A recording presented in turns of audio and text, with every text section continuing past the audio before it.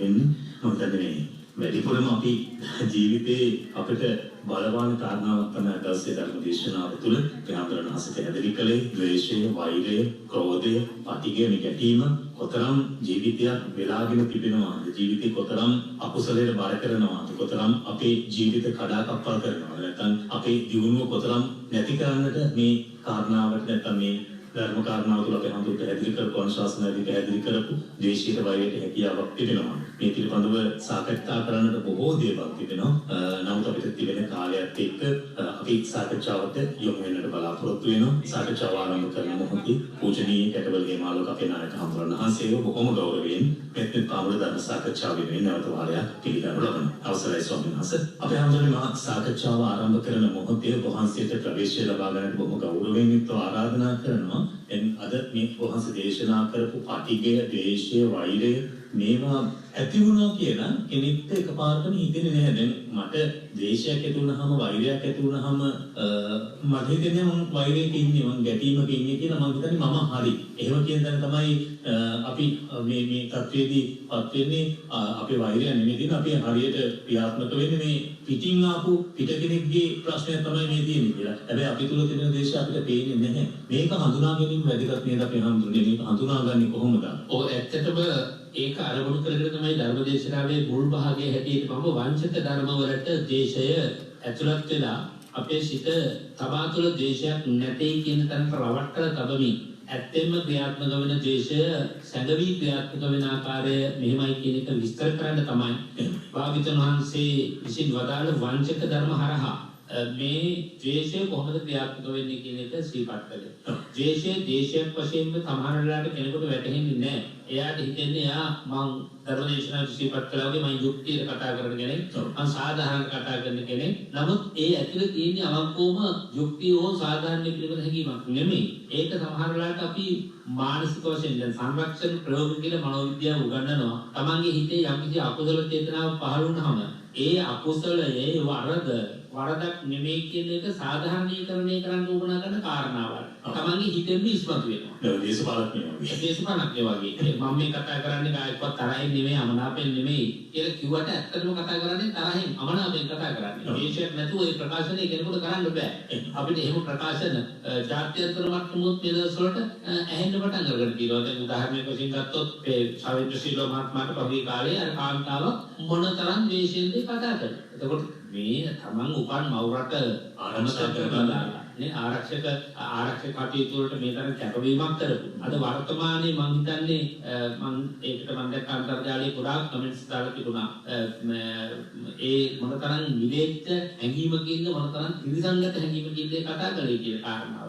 එතකොට ඒක ඇත්තටම බොහොම තද ද්වේෂයකින් කතා කරපු එකක්. මොකක් හරි පෞද්ගලික ද්වේෂයක් ඇති කියලා මම කල්පනා කරා. අපේ හඳුනන එතකොට මේ ද්වේෂයෙන් කතා කරලා පසුව නැවතත් එහෙම වීඩියෝවක් නිකුත් කරලා තිබුණා මේ ඒ පසුතැවෙනවා කියලා. දැන් මම වාසිය කියන ප්‍රශ්නේ සාහන්නත් ඇති ඒක අත්නාම මේ දැන් කෙනෙක් ද්වේෂයෙන් කටයුතු කරලා තමන් වැරද්දක් කළේ කියලා හඳුනන ඊට පසුතැවෙනවා. ඒ තුල අර කරපු ද්වේෂය තුල ඇති වෙන අකුසලයටපත් වෙන්නේ නැහැ නේද? ඔව් අපි දැන් ඔය උද්දච්ච කුක්කුච්ච කියන වචනේ තෝරනකොට අපිට ඒක හොඳටම හසු කරගන්න පුළුවන්. ඒක කුක්කුච්ච කියලා කියන්නේ තමන් අතින් සිද්ධ වෙච්ච වරද පිළිබඳව පසුතැවිලි වෙනවා වගේම තමන්ට කරන්න බැරි වෙච්ච හොඳ වැඩ ගැන කෙනෙක් පසුතැවිලි වෙනවා. අනේ මම මේ වෙලාවේ කරන්න තිබුණේ එතුමාට ශක්තියක් දෙන එක නේද? එහෙව්වගේ මම මේ මොකද්ද කළේ කියන එක පස්සේ හරි තේරෙනවා නම් ඒකත් ලොකු දෙයක්. ජෝජ පුබ්බේ පමජ්ජත්වා පච්චාසෝ නපේ මජ්ජති සෝවිමන් ලෝකම් පබාසේති අබ්බා මුත්තව චන්දිමා කියලා භාග්‍යවතුන් වහන්සේ දේශනා කරන යම් වරදක් ජීවිතේ සිද්ධ වුණා නම් ඒ වරදක් වශයෙන් වටහා ගත්තා නම් වරදක් වශයෙන් වටහාගෙන වරද පිළි අරගෙන සමහර සමාව වදනය කළා නම් ඒකත් හොඳ සත්පුරුෂ ගුණය. එතකොට අකුසල කර්මයේ විපාක සම්පූර්ණයෙන්ම අහෝසි කරගන්න ඒක හේතුවක් වෙනවා. වරදට සමාව ගැනීම හරි වටින දෙයක්. ඔව්. ඒකටපත් කරගන්නත් පුළුවන්. ඇත්තටම පුළුවන්. අපි හඳුනන එතකොට ඇලීම නැත්නම් තණ්හාව මේ ද්වේෂයේ ප්‍රධාන හේතුවක්. දැන් යම් කෙනෙකු තුළ යමක් පිළිබඳව තිබෙන තණ්හාව ඒ නිසා ගැටීම් ඇති වෙන අවස්ථාවන් නොතරම් තිබෙනවානේ. එතකොට අපි දැන් සියලු දේවල් එක්ක ගැටීමක් හඳුනා ගන්නවා. එතකොට ඇලීමක් ඇති කරගන්නේ නැහැ. මෙහෙම සාමාන්‍ය ජීවිතයක් තුළ කටයුතු කරන්න අපිට හැකියාවක් තිබෙනවාද? දැන් ඇතැම් වෙනකොට හිතෙන්න පුළුවන් මම මේ කරන දේ හරි, මම මේ දේ කළ යුතුයි, මගේ යුතුයකමක් වගකීමක් මේක. ඒ කරනකොට තව කෙනෙක්ට විදුනට කමක් නැහැ කියලා. එතකොට ඔන්න ඒ වගේ තත්ත්වයන් තුළ ඇතිවන ගැටීම් නැත්නම් ද්වේෂය ඒවා අපිට පාලනය කරන්න පුළුවන් දේවල්. ඇත්තටම පාලනය කරගන්න පුළුවන්. මේ ලෝකේ ද්වේෂය පාලනය කරගන්න බැරි කිසිම කාරණාවක් නැහැ. භාග්‍යවතුන් වහන්සේ යමක් ප්‍රහීන කරන්නට බැරි නම් සියල්ල ප්‍රහීන කරපාලා කියලා අපට උපදෙස් දෙන්නේ නැහැ. ඒ අකුසල කර්මයෙන් ප්‍රහීන කරන්න පුළුවන්. දැන් මා කිව්වා භාග්‍යවතුන් වහන්සේ ඉපදීම් කර්ම හතරක් දේශනා කරනවා කියලා. ඒක එකක් තමයි ප්‍රේමයෙන් සහට ගන්න ද්වේෂය. කර්ම හතරක් වන් දේශනා කළා ධර්ම දේශනාවේදී. එතකොට මේ ප්‍රේමයෙන් සහට ගන්න ද්වේෂය කියන්නේ තණ්හාවෙන් සහට ගන්න ද්වේෂය. එතකොට අපි යම් කිසි දෙයක් කෙරෙහි හෝ යම් කිසි කෙනෙක් කෙරෙහි තද බැඳීමක් ඇද්ද ඒ බැඳීම වෙනස් වෙන වහම අපට එතන ද්වේෂය පහළ වෙනවා. එතකොට මම ආදරය කරපු නිසා නේද මට මේ ද්වේෂය පහළ වුනේ කියන කාරණාව කෙනෙකුට කල්පනා වෙනවා නම් එයා ඒ වරද තේරුම් අරගෙන සමහර වරද නිවැරදි කරගන්න උත්සාහ කරනවා. ඊට පස්සේ ඇලීම ඇති කරගන්න නැතුව තණ්හාව ඇති කරගන්න තියෙනවා. මොකද ඇලීම ළඟම තමයි ගැටීම ඇති වෙන්නේ. ඇලීමක් නැති කිසි දෙයක් කෙරෙහි තැනක ගැටීමක් ඇති වෙන්නේ නැහැ. සැලීමත් එක්කම තිබෙන්නේ. ඔව් දැන් භාග්‍යවතුන් වහන්සේ දේශනා කරන්නේ ඒකනේ දුක දැක ගැටි විඳොත් සැප අසීමිත. එතකොට දැන් යම් කිසි කෙනෙක් යම් කිසි අසීමිත සැපයක් විඳින්න කරනවා. ඒ අසීමිත සැපේ Tamanට අහිමි වෙනකොට දැන් අපි හිතමු දේශපාලනඥයෝ කෝටි ප්‍රකෝටි ගණන් ධනය හම්බ කරගෙන යටි සුසු සම්පත් ඉඳගෙන රාජකීයත් ජීවත් වෙනවා. නමුත් අයිතින් අසාධාරණින් යමක්වක් හරි හම්බ කරන්නේ. එතකොට එහෙම හරි හම්බ කරන ජීවත් වෙන එක්කනට ඒක ඊළඟ වාරදී අහිමි වෙයි කියලා හිතනකොට ඒ ද්වේෂය හරහා තමයි අනිත් අයට අර නිරන්තරයෙන් ගන්න පහර දීම් සිද්ධ කරන්නේ. දැන් උදාහරණයක් වශයෙන් ගත්තාම මේ රජයේ වෙනස ඇත්තටම මිනිසුන්ට පේනවා. මම අන්තයේ ඉඳගෙන නෙවෙයි මැද ඉඳගෙන මේක සාකච්ඡා කරන්නේ. වෙන රජයක් පෙරදිලා නව රජයක් බලයටපත් වෙච්ච දායකයන් මොකද කරන්නේ පරිගැනීමට. දැන් බලන්න මේ වෙලාවේදී මේ නව රජයේ විසින් කරන්නේ කොරෝනා නම් ව්‍යසනයට හේතු හොයලා හේතුවට පිළියම් ගන්න පුළුවන්ද කියලා බලනවා. සහ සමාජයේ මතුවෙන යම් කාරණා කෙරෙහි අවධානය යොමු කරනවා. කියන්නේ දැන් ඉදිරියේදී ඇති වෙන්න තියෙන ආහාර හිඟය වේවා ආර්ථික අවපාතයක වේවා නිරන්තරයෙන් අවධානය යොමු කරගෙන ඉන්නවා විනා පරිගැනීමට යෙදිච්ච අවස්ථා නැත්නම් පරිගන්නනවා නම් පරිගන්න කාරණා කොයි තරම් තියෙනවද? තව වෙනකම් මිනිස්සු සමාජය හඬ නගනවා. ඇයි ආවකාරන්ට රෙහිව මිනිස්සු නීති ඉදිරියට ගේන්නේ නැති කියලා. නමුත් මං හිතන්නේ ඒකට කලබලයක් නැහැ. නෑ රීති පාලකයෙක් ඇටියට කන්ති පාරමිතා 10ම විදින පාලකයෙක් කොහෙද තමයි මේ වර්තමාන පාලකයාට කියන්නේ. ඒ තරමටම මධ්‍යස්ථ මත ධර්මයෙන් කල යුත්ත කරමින් දේශයෙන් තොරව මොකද දැන් ඡන්දා දෝෂා බය මෝහ යෝධම්මං අතිවද්දති කියවන නාපූර්ති කස්සයසෝ කාලපක්කේ වදන්දිම අලුවර පොයදා සඳවාගේ යමෙක් ඡන්දයෙන් අගතියට ගිහින් ද්වේෂයෙන් අගතියට ගිහින් බය මෝහයෙන් අගතියට ගිහින් පරිපාලනය කළොත් ඒකාන්තයෙන් විතර පිළිහෙනවා.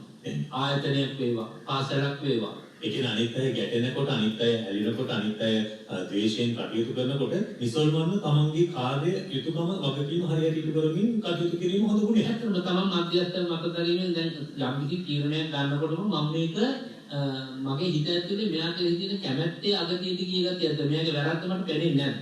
අපිට වෙලා තියෙන ලිංගතු උනත් කාට හරි. එයාගේ අනන්ත වැරදි තියෙනවා. ඒ වැරදි පේන්නේ නැහැ. ආගරෙන්නේ අමනාපන එයාගේ කොච්චර හොඳ තිබ්බත් හොඳ පේන්නේ නැති වැරදක් පවා ඉස්මතු කරලා පෙන්නන ගතිය තමයි ද්වේෂයගේ ස්වභාවය. එතකොට අපි මැද තැනට එන්නේ කොහොමද හාමුදුරනේ වැරද්දක් දුටු තැන වැරද්ද පහදා දෙන්න. රණ්ඩු කරන්නට නෙමෙයි වෛර බඳින්නට නෙමෙයි පහදා දෙන්නට.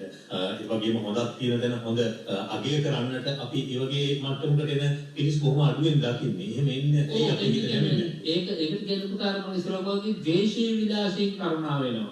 දේශයේ විලාසයෙන් කරුණා වෙන කෙනෙකුට හිතනවා යා මයික තරහයි ඒ හින්දා තමයි මට මේකට කොච්චරවත් මෙහා මගේ වැරද්දක් හොයන්නේ අනන්ත තව අවුල් කරන් වැරදි හොයන්නයි ඉන්නවා. එහෙම කවදාවත් කියන්න එපා. කෙනෙක් උඹේ වැරද්ද හොයලා ඔබට කියලා දෙනවා නම් කරුණා.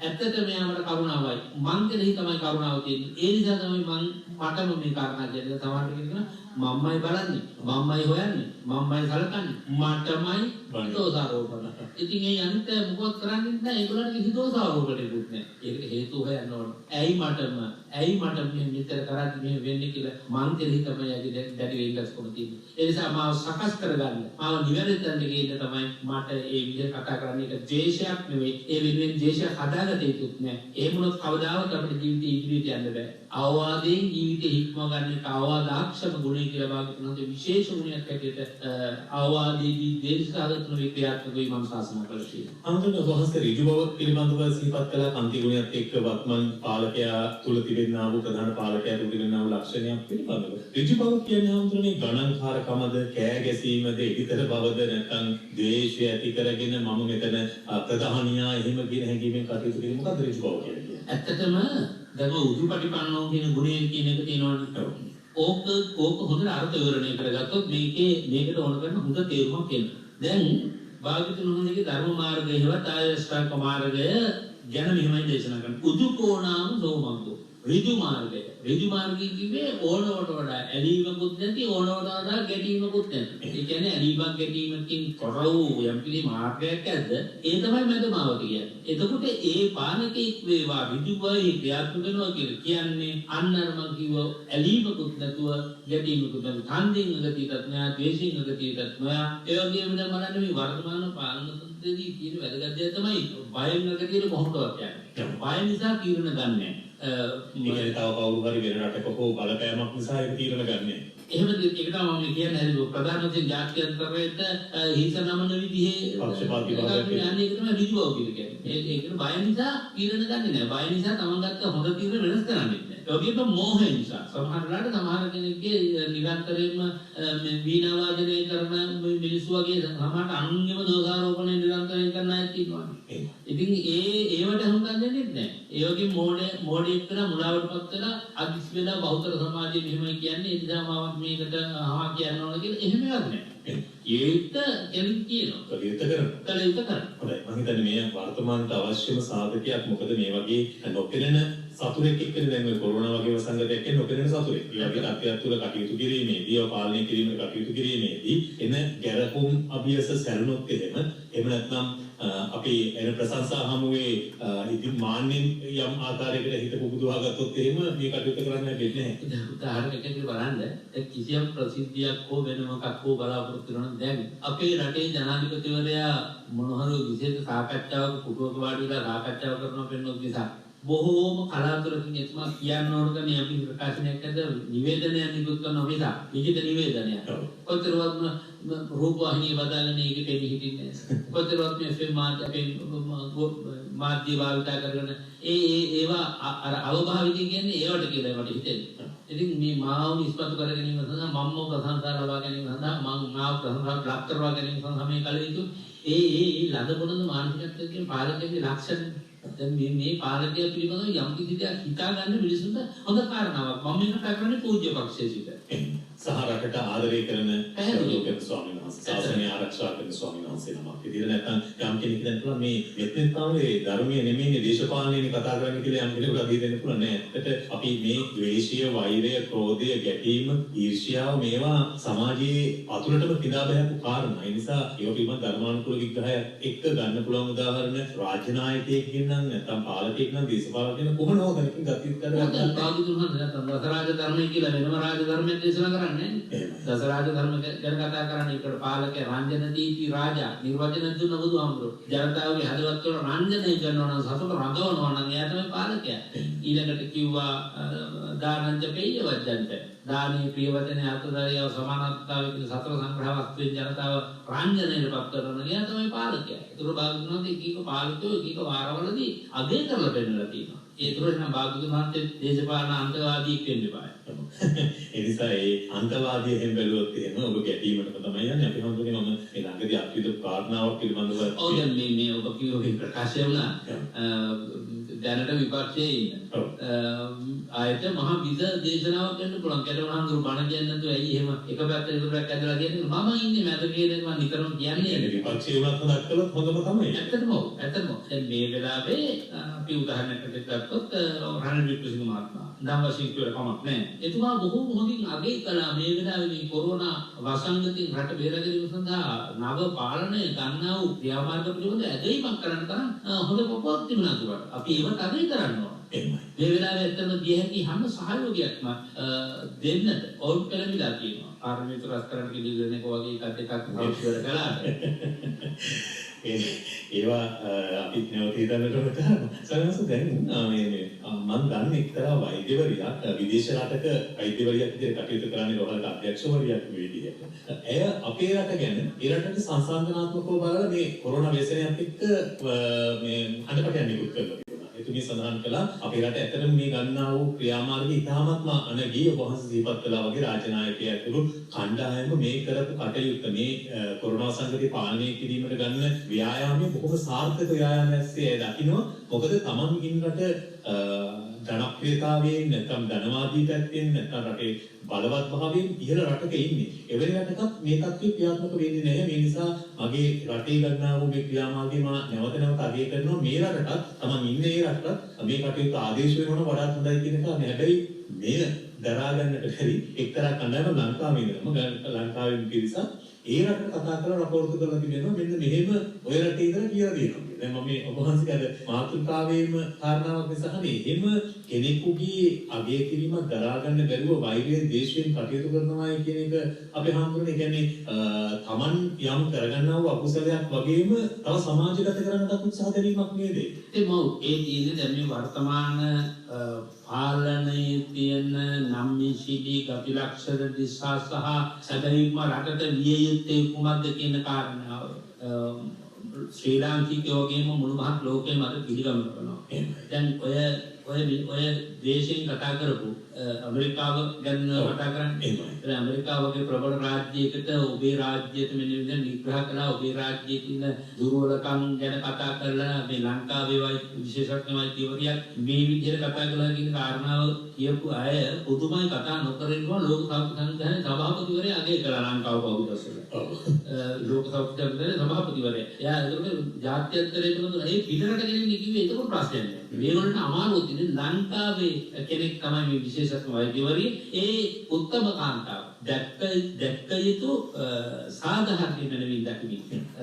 ඒක තමයි අත්දකින්න දේ කිව්වේ. ඔව් එයා ඉතුමි මැදතනක මනස තබාගෙන අගය කළ යුතු අගය කරන තරමට ගුණාත්මක අගින් ඉහළට හිටියා.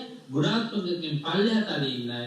මේකට මොනවා කිව්වත් එක අතකට මේකට කියන්න තියෙන්නේ මම මේ කියන්නේ ඒකට සත්තු කවුද කියන අඳුරු බල්ලෝ විරුවට කම්පාත් වෙන්නේ නැහැ. දැන් බල්ලෝ තමයි එහෙම වලට පුරන්නේ ඔය. එහෙමයි. අපේ රටේ තව කාරණාවක් ඔබ වහන්සේගෙන් දැනගන්නට සමහර කෙනෙක් Taman සමග තරහක් ගැටීමක් වෛරයක් ඇති කරගත්තට පස්සේ තව බොහෝ දෙනෙකු යොදා ගන්න එක පිළිමහන්න.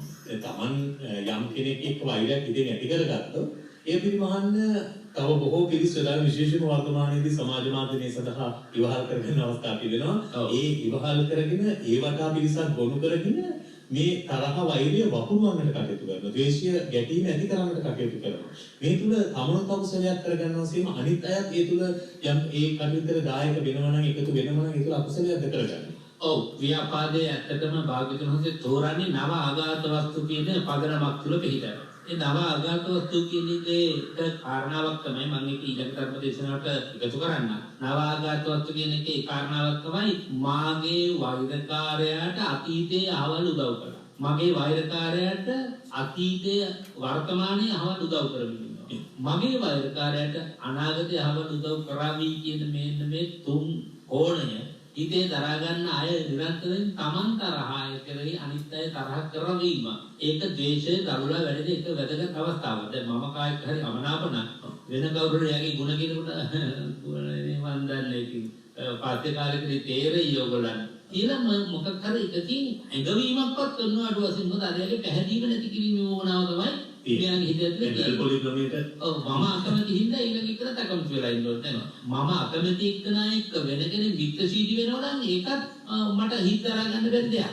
ඒක තමයි ඇත්ත ස්වභාවය මේ කතා කරන්නේ පුතර්ජන හිත පිළිබඳවනේ. දැන් ව්‍යාපාදයේ පහළ වෙන්නේ පුතර්ජන හිත තුළ. පුතර්ජන හිතේ ස්වභාවය ගැන තමයි ඔය කතා කරන්නේ. ඒ නිසා මිනිසුන්ගේ සාමාන්‍ය ගති ස්වභාවය තමයි තමන් යමෙක් කෙරෙහි දේශසහගත කරන සියලු දෙනා මේකට සම්බන්ධ කරගෙන අරයට පහර දෙන්න උත්සාහ කිරීම. දැන් ඒක දැන් බලන්න සමහරවිට අපි හිතමු ඉලන්දාරියෝ දෙන්නේ මොන හරි කාරණයකට ගැටීමක් ඇති කරගන්නවා. දැන් අපි හිතමු බසේදී කොන්දස්තර මහත්තයා එක්ක මාරු සල්ලි ගනුදෙනුවකට ඔන්න ඉලන්දාරිය ගැටෙනවා. ඌ බසෙන් බෑලා ගිහින් ඊළඟ රැළකටම ගිහින් මට මේ වරෙන් මට මෙන්න මේක කළා වරෙන් කියලා. එතකොට අර එතන අනිත් රැළ උන්ට මොකක් අසාධාරණයක් කළා නෙමෙයි. මෙයාට ඇතුළත් අමනාපයේ පිරිමහන්න අනිත් අය ගොනු කරගත්තා. ඉතින් එහෙම ඒවා තමයි මේ දැන් පෙළපාලි කියන්නේ ඔක්කොම මොනවද? දැන් අපි හිතමුකෝ දැන් තමන්ගේ ප්‍රතිවාදියාට යම්කිසි පාඩමක් ඉගෙනීමේ බලාපොරොත්තු වෙන පිටටින් සංවිධානයකට දේශපාලනක් ඉන්නවා. ඒ දේශපාලනක ඉස්සරහින් නෑ.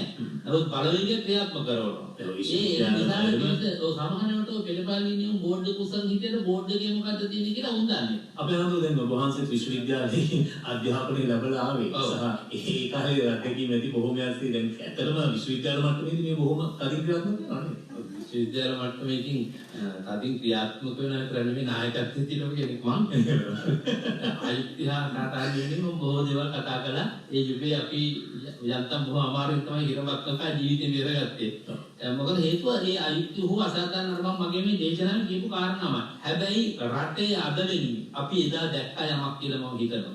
ඒකින් අද එදා මෙන්න මේක අයුක්තිය මේ පුද්ගලයා අසාධාරණයි මෙයාගේ පරිපාලනයකව මෙන්න මේ වගේ තත්ත්වයක් උදා වෙයි කියලා එදා යම්කිසි රටන්කාමී වැඩ පිළිවෙලක් අපි ක්‍රියාත්මක කළා නම් ඒක පහුගිය කාලේ අපි අත්දැක්කා. ඒකෙන් මෙන්න මෙවැනි පාලන තන්ත්‍රයක් රටේ ගොඩ නැගුණොත් මෙන්න මේකට මෙන්න වගේ යහපත් ප්‍රචාර උදා වෙයි කියලා කිව්වනම් ඒක අද ඒ විදිහට සිද්ධ වුණා. ඒ විදිහෙන් තමයි අපි ඇත්තටම ඒ රටන්කාමී කටයුතු ක්‍රියාත්මක කළේ. ඒවට මුහුණ දුන්න බොහෝ දෙනෙක් ජීවිතම කරන්නේ නැහැ. නමුත් ඔවුන් හිතියේ ඉන්න තැනකට පවා මේකේ ආශිර්වාද ශක්තිය ගමන් කරයි කියලා මම කල්පනා කරනවා. අපි හඳුන්වන්නේ යමෙකු ධර්මයට එරෙහිව කටයුතු කරනවා.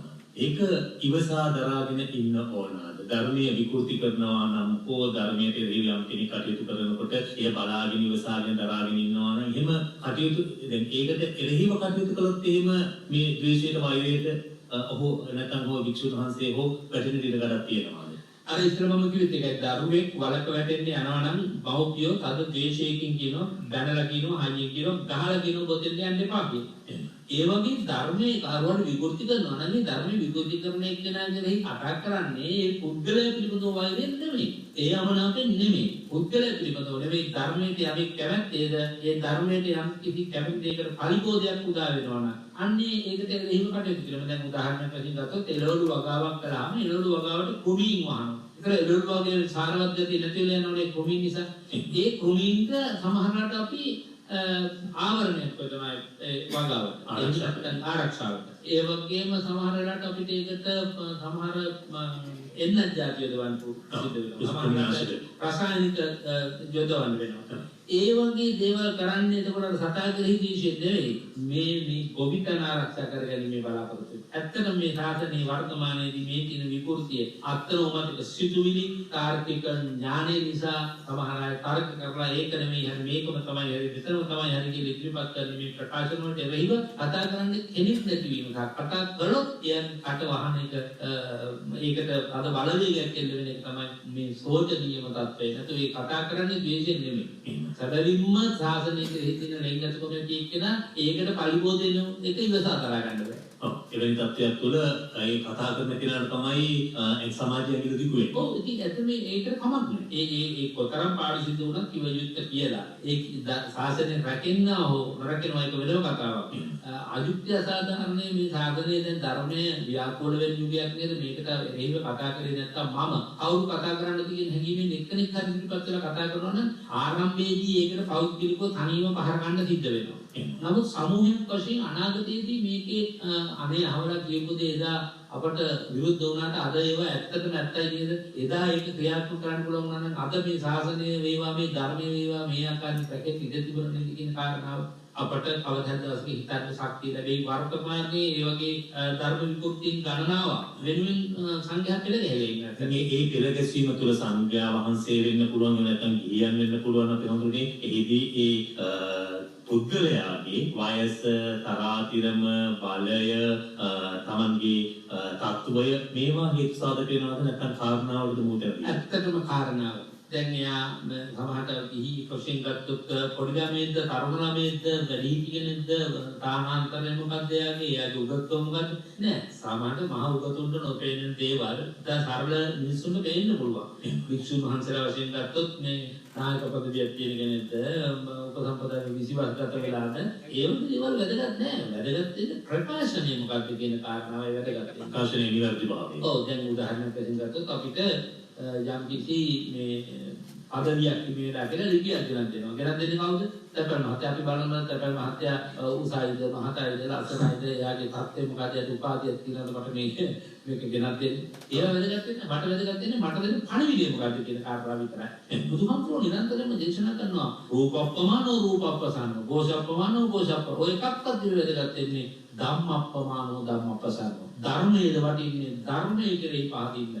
ධර්මයේ රැකගන්න නම් අපි කටයුතු කරන්නේ ධර්මයේ වෙනුවෙන් යමක් දේශනා කරන්න යමක් ඒකට අවනත වෙන්නේ ඒකට ගෞරව කරන්න අනේ මෙයා මේ ප්‍රකාශනය කළානේ කියන ගෞරවය පුද කරන්න ඕනේ. දැන් එහෙම යම් කෙනෙක් කටයුතු කරනවා නම් ඒකට එරෙහිව යම් කෙනෙක් තවත් පිරිසක් යොදාගෙන කටයුතු කරනවා නම් ඒක අකුසලයක් විතර කරගන්න. පැහැදිලිවම අකුසලයක් තියෙනවා. මොකද ඒ අර මම කිව්වා අර ඉලන්දාරි පොළුවා වැලක් කනිනවා කියවනේ. ඒ දැන මොකද අවබෝධය නැතුවනේ මේ දගලන්නේ. ඒතකොට යම් අවබෝධයක් තියෙන ඔව් ඒක එයාට අපි යම් කිසියක් කළ යුතුයි. කියන හැඟීමෙන් ඇතුළේ එයා වැරද්ද නම් වැරදි කරුවා කවුද කියන එක දැනගෙන එයාව නිවැරදි කරන්න පුළුවන් ඉන්නක ක්‍රමවේදය ගැන කල්පනා කරනවා.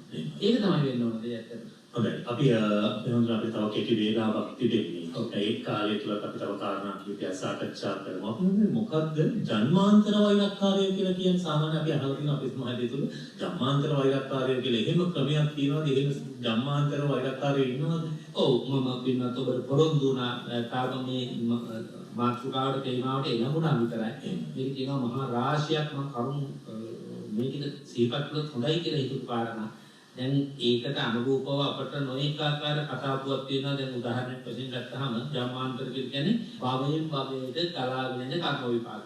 දැන් අපි අර අහලා තියෙන ප්‍රසිද්ධ කතාවක් තියෙනවා අර කිකිලි බීජු කාපු ගෑන්දරුවෙක් කෙනෙහි දේශය උපදව ගත්ත කිකිලිය. මොකද මම දාන විතර මට පැටලෙන්න දකින්න නැහැ මේ කෙල්ල කනවා. එහෙනම් කවදා හරි දවසක් මමත් එහෙම කරනවා කියලා භවයෙන් භවයට ඒ වෛරය ආව බුදුහාමරකට වෙනවා. එතකොට ඊළඟාන්නේ දැන් බලන්න දැන් කාලියක්ෂණී කතාව වුණත් එහෙම කාලියක්ෂණී කතාව ඊළඟට රෝහිණී කුමරිය පෙර භවයේ කර අගවිතව වශයෙන් ඉන්නකොට වෙනත් කාන්තාවකට කහමිනිය දාලා ඔව් එතකොට ඒකින් රෝහිණී කුමරියට ඇතුළට ආබාධ මේ වගේ දේවල් අපි අර ක්‍රෝධය හරහා කියලා දෙනවා කියන අදහස තුළ තමයි හිටියේ ජම්මාන්තර කියලා දැන් භවයෙන් භවේන වෛර සමහරවිට මේ භවයේදී ලොකු හේතුවක් නැහැ නමුත් පොඩි දෙයක් ඇති වෙන වෛරය අවතාවක් කවුරු නැදිහත් තුනක් නවත්තන්න බෑ.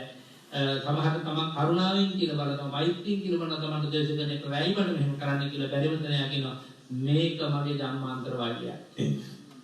මේ මට කරන්නේ මෙයා ජම්මාන්තර වෛරයක් පිළිබඳව. ඒ කියන්නේ ඒක ස්වාමියා විසින්, බිරිඳ විසින්, දරුවෝ විසින්, සහෝදරයෝ විසින්, දෙමව්පියෝ විසින් කුමන ආකාරයෙන් එන්න පුළුවන්. එන්න පුළුවන්. සමහරවිට ඇත්ත වශයෙන්ම මොකක් වෙලාවට කුසුම්පන් අය හිතාගන්න බැරි විදිහට මරනවා. ඔව් සමහරවිට දරුවෝ වෙලා එනවා මව්පියන්ගේ ජම්මාන්තර පලි ගන්න. ඔව්.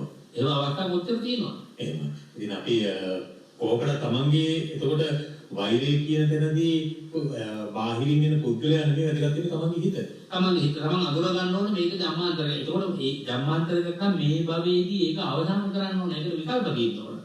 දැන් ජම්මාන්තර එකක් නම් මේක මේ භවයේ මම එකට එක කරනගෙන මේ කරන්න ඕනේ. මේක මගේ ජම්මාන්තර වෛරයක් මම ඒකට මූණ දෙනවා. මම මෙයාට දේශසහගත වෙලා වෛර කරන්නේ. මොකද නැවත ඒ වෛරය ඊළඟ භවයට කරනවා. ඒක වහන්සේ කියන හොඳම වැදගත්ම කාරණාව තමයි මට හිතෙන්නේ ඒ කාරණාව. මොකද සමහරු ඒක මගේ పూర్ව ජන්මාන්තර වෛරක්කාරයෙක් කියලා පරිගන්නම තමයි උත්සාහ කරන්නේ. එතකොට වෙන්නේ ඊළඟ භවයටත් ආයෙත් මේක ගමන් කරනවා. අවසානයක් වෙන්නේ නැහැ. ඒක බුදු කෙනෙක් මුණ ගැහිලාම මුණ ගැහුනොත් මේ දේශයේ නුඹ නිසා නැත්තම් ජම්මාන්තර වෛරකින් යටි නැති වෙන්නේ නැහැ. මේ දැන් ලැබිච්ච මොහොතේ කල්පනා කරන්න ඕන. මේක ජම්මාන්තර වෛරයක් නම් භවගාමී නොවන තත්ත්වයක මම පමුණවන්න කැමිනි දුක විඳගෙන අවසන් කරන්න. සමහර දේවල් තුන විඳලාම ඉවර කරන්න කියන කියලා. ඒ ජම්මාන්තර වෛර නම් ඉන්නේ ඒක විඳලා ඉවර කරන්න කියලා. ඒක තමන් හිතන්න ඕන දැන් මේ මට ඇවිල්ලා තිබෙන එහෙම තත්ත්වයක් කියන එක හැමතිස්සෙම හිතන්න ඉක්වනම් එහෙම එක වටහා ගන්න පුළුවන්.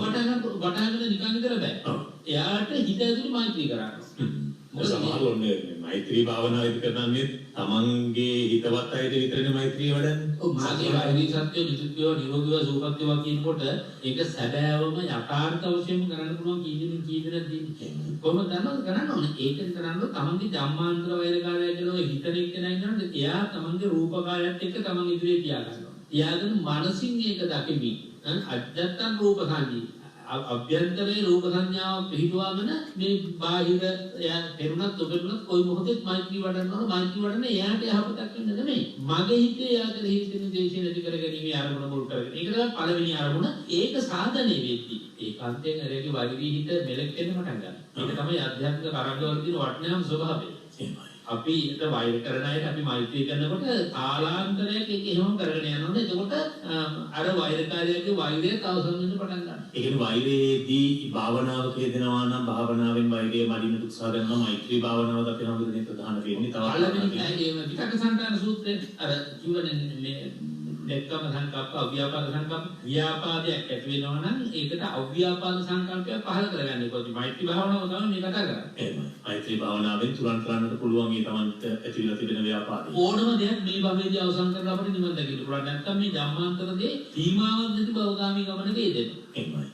හොඳයි අපිට මේ කියන කාරණාත් එක්ක පැහැදිලි වෙන දේ තමයි අපි වෛරය කියන දේ තවදුරටත් වකුරන්නට උත්සාහ කරනවා මිස මේකෙන් මිදෙන මාර්ගය හොයාගන්නට උත්සාහ නොකිරීම සහ ඒ කටිය අන්තර්ජාලයට ගිහිල්ලා Facebook නැත්නම් මොහොන පොතේ ගිහිල්ලා බැලුවත් අපි හඳුනන්නේ මේ සම්බන්ධ ඕන තරම් දේවල් කියනවා මිනිස්සු. ඇත්තටම තියෙන්නම එකෙක් අනිකාගෙන් පරිගන්න විදිහේ ද්වේෂසහගත සිතිවිලි කරන මෛත්‍රිය පතරවන අනේ අහවරක් කරපු මෙහෙමර මෙතරම් වටිනවා කියන ඒවා කොච්චර අඩුද තියෙන්නේ. හැබැයි ද්වේෂයේ වපුරන අපි පිළිනාටයක් හදුවත් එහෙමනේ තියෙන්නේ අපි අද. එහෙමනේ ධර්ම කාරණා පවායිස්මතු කරලා පෙන්නන්නේ ගැටීමක් ඇති කරවන්නේ. ගැටීමක් ඇති කරවන්නේ. ඉතින් මේ හැම දෙයක් තුළම මිනිසාගේ ස්වභාවය වර්තමානයේදී මේ අකුසලයට බර වූ මිනිස් හිතක ස්වභාවය තමයි අපි දකින්නේ අපේ හැමෝටම. ඉතින් මේක තමයි මම හිතන්නේ මේ ලෝකයටත් මේ වෙනකොට බලපාන තිබෙන්නේ. ඒක අන්තික ස්වභාවික දෙයක්. සාමාන්‍ය මිනිස්සුන්ට කියලා අපි උදාහරණයක් වශයෙන් ගත්තොත් උඩට විසිකල දෙයක් පහළට වැටෙන්න ගුරුත්වාකර්ෂණීය හැකියාව නිසා ගැටලුවන්නේ.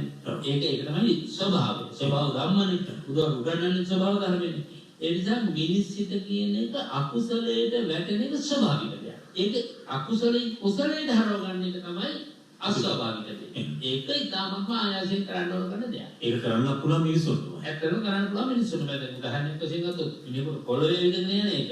හරි පහසු වැඩක්. නමුත් පොළවේ කිවිදෙන කොහොම ආසත යන කොහොම ඒක ඉති ප්‍රාතිහාරයකින් කලිය. එදා අධ්‍යාත්මික ඉති ප්‍රාතිහාරය වර්ගාවර්ධනය කරගන්න ඕනේ. අපිට ඒ කියන්නේ ඉති ප්‍රාතිහාරය කියන්නේ වෙන මොකක්ද නෙමෙයි. තමන්ට ඉර්ධියප්පයවගේ සන්තෝෂයක් දැනෙන්නොත් තමන්ට වෛර කරත්ම ඔබට කෙනෙකුට මෛත්‍රියක්මයි හිතෙන්නේ. එයා මගෙන් පලි ගන්න හදනවා. එයා මගේ හිත පිටවනවා. එයා මට ඔරවනවා මම එයාට hina වෙලා උදේට දෙවල් කරනයි කියලා යනවා. ඒක නම් එයා මට කරනවා. ඔබ දෙවල් කරන්න මට ඕනකම නැහැ. කියලා හෙටත් මම කියනවා දෙවල් කරන්නයි කියලා. ආලාන්තරයක් කරනකොට දෙන්නගේ කාට හරි ඇති වෙන්නේ නැහැ. මෛත්‍රිය ඇති කරගැනීම වැදගත්. මේක තමයි ප්‍රාතිහාර්ය. අපි ඉදිරියටම ආධ්‍යාත්මික ප්‍රාතිහාර්ය පානවා. අපි හඳුනන්නේ හරියටම අදින් දින 10කට පසුව තමයි වෙසක් පුර පසළොස්වක පොහොය දිනේදී. අපි දන්නේම නැතුව වෙසක් මාසෙටත් ඇවිල්ලා ලඟ වෙලා ඒ වගේම වෙසක් පුර පසළොස්වක කියන්නේ අපේ බෞද්ධයන්ට තාම වටින දවස් බවට පත් වෙලා තිබෙනවා. හැබැයි අපිට පුරුදු විදිහට වෙසක් සමරන්න හැකියාවක් ලැබිලා නැහැ. නමුත් අපි බෞද්ධයන් විදිහට මේ මොහොතේ ඒ නිසා කනස්සලු ස්වභාවයට පත් වෙනවද නැත්නම් මේ තියෙන පරිසරයට අනුව අපි අත්විඳින කාරණාත් එක්ක සමාජයේ තිබෙන මේ වෙසනියත් එක්ක කටයුතු කිරීමේදී වෙසක් කොහොමද වෙසක් උත්සවය නැත්නම් වෙසක් පොහොය දිනය අපි කොහොමද ගත කළ යුත්තේ ඒ බුදුජනන වහන්සේ කෙරෙහි තිබෙනා වූ අප්‍රමාණ ගෞරවය වැඩි වෙන දවසේදී බෞද්ධයන් විදිහට ඔබ වහන්සේ මොන වගේ අනුශාසනාවක් දෙන්නේ ලබා දෙන්නේ ඒ වෙනින් මම කියන්නේ අපි ඉස්සෙල්ලා මෙන්න මේ තීරණයට එන්න ඕන මේ ව්‍යසනය කවුරුට පෝෂණය කරනවා වෙසක් පොහොය මේ ව්‍යසනය නිමා කර ගැනීමට ඒ දවසෙත් අපි ක්‍රියාත්මක විය යුතුද ක්‍රියාත්මක වෙනවාද ඒ තීරණ දෙක තුළ ඉන්න ඕන මේ ඉදිරි දවස් 10 මේ තවත් මාසයක් දෙකක් යනකම්වත් මේ වෛරසයේ මුළුමනින් ඉවත් වෙනවා කියන සතුට අපිට කාටවත් විදිහට බැරි වෙයි කියලා මම කල්පනා කරන්නේ මේ තියෙන තත්ත්වය අනුව. අපි හිතමු වෙසක් පොසන් පොල්ට ලොකු වෙහෙර විහාරස්ථාන පොඩි වෙහෙර විහාරස්ථාන කොහොම 100,000 තරම් ජනතාව මෙවරක් රැස් වුණා. එකිනෙකාට අපිට කියන දුරක් ප්‍රමාණය කොච්චරද? මීටරයක දුරක් මීටරේ හිත ධර්මශාලාවක දාන්න පුළුවන් සමාන ධර්මශාලාවල පාස් දෙන්න.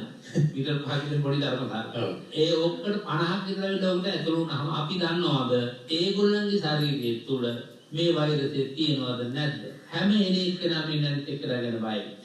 කියන්නේ නැති වුණාට එකලක වාඩි වෙන්න එපා මට ඔයාගෙන රකයි කියලා කියන්නේ නැහැ. නමුත් හරි සැකයි. හරි බයයි. ජීවිත දිනනවා කියලා සමහරවිට අපි කියන්නේ නැහැ. හැබැයි ඒ සැකයේ බය තියාගන්නවා. ඒ සැකයි බය තියාගන්න මම කියන්නේ වෙසක් පොයේ මෙවරක් මේ දින 10 ඇතුළත අපි වෙසක් ඉඳලා සත්‍ය හොඳට හොඳ වෙයි කියලා කොහොමදවත් හිතන්න එපා. දවස් 10ක් ඇතුළත. නිසා වෙසක් අර අපි වෙන්දර සමරන විදිහේ සමරන ස්ථාන එපා. ඇත්තටම අපිට අපේ මේ බුදුරජාණන් වහන්සේගේ උපත පිළිබඳව අපි සමරන දේවල් දාන්සල් ගත්තත් ඊළඟට වෙනත් නොයෙක් ආකාර පිරිස් එකතු වෙන ආමද පූජා පින්කම් බොහෝමයක් අපට හිතේ කැමැත්තෙන් නෙමෙයි අකමැත්තෙන් නමුත් නොකළ යුතු දේවල් තියෙනවා සමහර දේවල් අකමැත්තෙන් උනත් කළ යුතු දේවල් තියෙනවා සමහර දැන් අර අම්බලටික රාහුල සූත්‍රයේදී අහනවානේ අම්බලටික දැන් ඔබේ ඔඩොක්කෝ ඉන්න දරුවගේ කටේ කටුවක් යනකොට ඔබ මොකද කරන්නේ කියලා අහනවා ගන්න උත්සාහ කරනවා දරුවට අඬනවා කියනවා ඇඬුවක් ගන්නවා කියලා රිදෙනවා ලේනවා ඇඟිල්ල දාලා ඇදලා ගන්නවා ස්වාමීනි මං කරන්නේ හොදක් නේ රිදුනට මොකද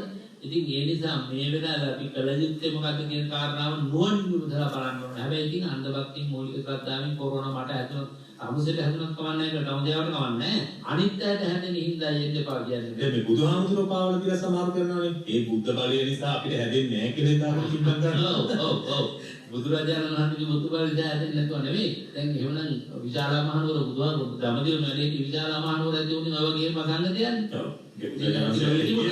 ඔව් ඒ නිසා අපි ගෙදර ඉඳගෙන ප්‍රතිපත්ති පූජාවටත් මොකද දෙමු අනික අපට ඉතින් ගිය අවුරුද්දේ දාපු වෙසක් පූජේ අසමානයි නේ කුඩකඩකට කමන්නේ ගෙදර ඉන්න ගමන් මෙතන වෙනතරත් වඩා හොඳින් වෙසක් සමරන්න පුළුවන් මුළු පවුලටම වෙසක් වෙසක් ඇත්තටම ඊළඟට උණලිය පලාගෙන මං හිතන්නේ ඉඳ හිටවත් ඇතුළේ තියායි වුණොත් මීටර දුර ප්‍රමාණය තියාගෙන කඩෙන් ඒ මොනවද ඒ ගේන කොළ જાති ටික ගෙනල්ලා අදාසර පූර්වෝදය කරලා තමන්ගේ ඇසිරිය වල සහ තමන්ට නැති කෙනෙකුට මොන හරි ආහාර ටිකක් ලබා දී දන්සලක් දෙන්නත් පුළුවන් දන්සලක් දෙන්නත් පුළුවන් උදාසන ධර්මයේ කීතනේට ඊසි කෙනෙක් ආව බලගන්න ඒ නිසා අපි ඔබට සිහිපත් කරනවා මේ වෙසක් උත්සවය අර්ථාන්විතව ගත කරන්නට කටයුතු කරන්නට බුදුරජාණන් වහන්සේ කෙරෙහි තිබෙන ගෞරවයේ දෙසීම ආරක්ෂා කරගෙන අපමණ පන්සලේ හාමුදුරන්ට ආදරේ නැහැ මෙතන වෙසක් පොල් පන්සල් දෙන්නේ දැන් අපි දැක්ක පහුගිය සතියේ මේ කොරෝනා ආසාදිතේ පන්සලට දානෙකින් ඒ ස්වාමීන් වහන්සේ පවා නිරෝධායනය කරන්න